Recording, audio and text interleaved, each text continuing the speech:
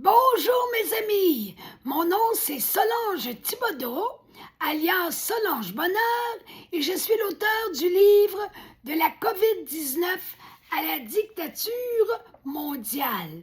Aujourd'hui, nous sommes le vendredi 5 juin 2026 et je vous disais ceci en terminant hier.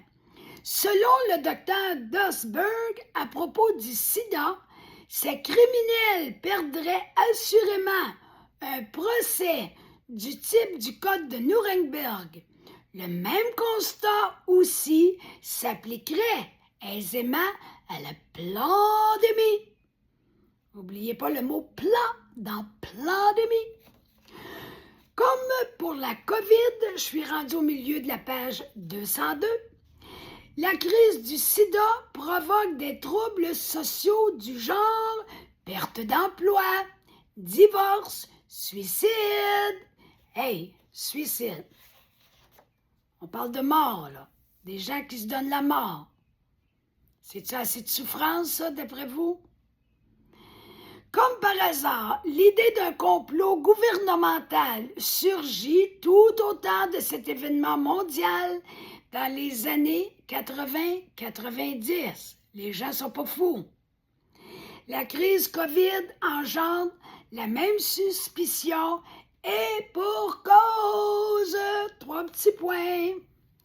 L'association LHEAL à l'époque du sida vient en aide à la population américaine pour la sortir de la propagande mensongère et lui porter secours.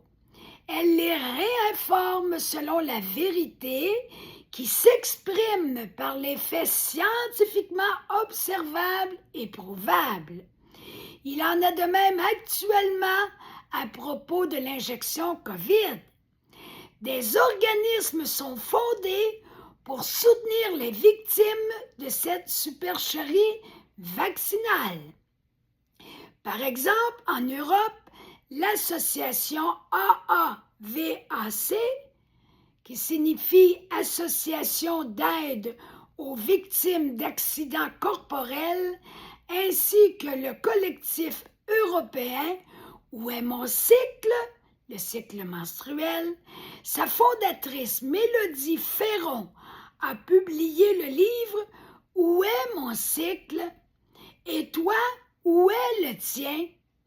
Avec la participation de la docteure Laurence Kayser, gynécologue, et de maître Diane Prota, avocate. Cette vidéo nous démontre l'ampleur du problème plutôt. C'est un méchant programme, en tout cas. C'est un bon lapsus. Vidéo. Où est mon cycle? Quasiment 9000 témoignages recueillis. Voici le témoignage de Mélodie Ferron. C'était placé avant octobre 2023 sur CrowdBunker. John Lauritsen, l'auteur du livre Empoisonné sur ordonnance, ça n'en dit pas mal long, nous montre comment l'AZT est approuvé pour traiter les infectés par le VIH, qu'ils soient symptomatiques ou non. Tout comme les humains de tout âge, symptomatiques ou pas, sont sollicités pour recevoir l'injection COVID. Aujourd'hui, pour la COVID, comme hier au sujet du sida, des professionnels en psychologie alertent les populations pour qu'elles se protègent de la manipulation gouvernementale et médiatique dont elles sont l'objet. 2 slogans mortifères et mensongers doivent s'éradiquer de l'esprit des gens. Et je vous nomme les slogans. Le premier, en rapport au sida, le sida égale la mort. Et concernant la COVID, Non vacciné, mort assurée. Voyez-vous la petite ressemblance entre le sida et la COVID? Le sida égale la mort. Non vacciné, mort assurée. C'est pas mal dans le même domaine.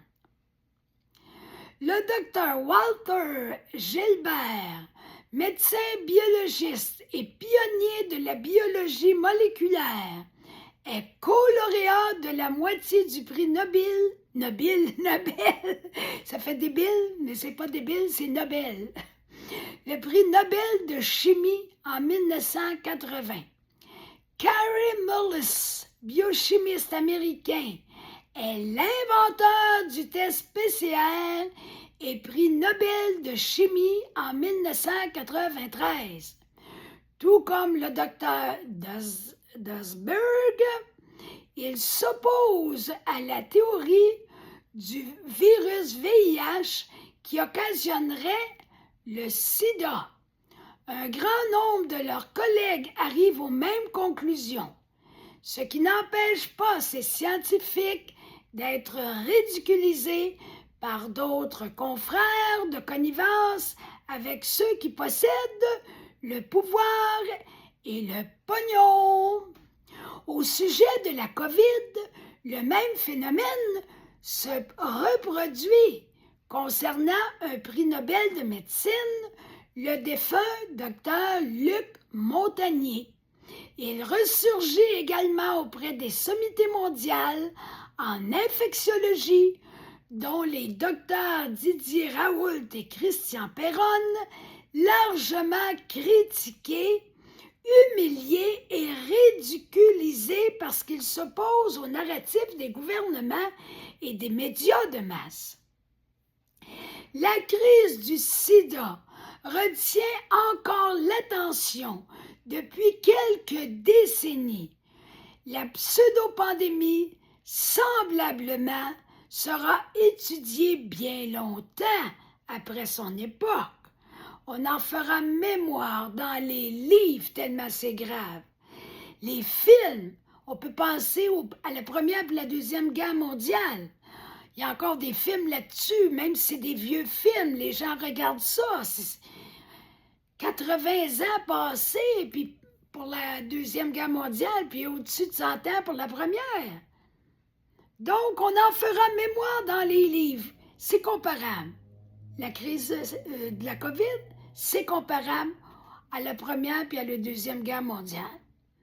On en fera mémoire dans les livres, les films, les documentaires et différents moyens d'expression, tellement elle aura marqué les esprits, les cœurs et les corps. Pareillement à la Première et à la Deuxième Guerre mondiale, qui font encore mémoire de leur atrocité. Je suis rendue maintenant au parallèle avec l'autisme. Vous allez voir qu'il y en a tout un aussi. Une autre crise reliée à l'industrie pharmaceutique l'entache à la fin des années 90, plus particulièrement aux États-Unis, alors que les médias de masse annoncent une épidémie de rougeole chez les enfants. Cependant, le problème se répand aussi simultanément dans plusieurs pays à travers le monde. Il s'agit du scandale d'une énorme montée de l'autisme associé à une triple vaccination administrée en une seule injection. Un vaccin nommé RRO qui vise à contrer la rougeole, première, la rubéole, deuxième R, et les oreillons, RRO. Dès le départ, les médias américains laissent entendre que l'épidémie de rougeole trouverait sa source dans le refus prétendument irresponsable, entre guillemets, et irrationnel des parents à vacciner leurs bébés de 12 à 18 mois. Je sais pas vous, là, mais moi, avoir un bébé entre 12 et 18 mois, là, j'y penserais longtemps avant d'y faire des vaccins de ce type.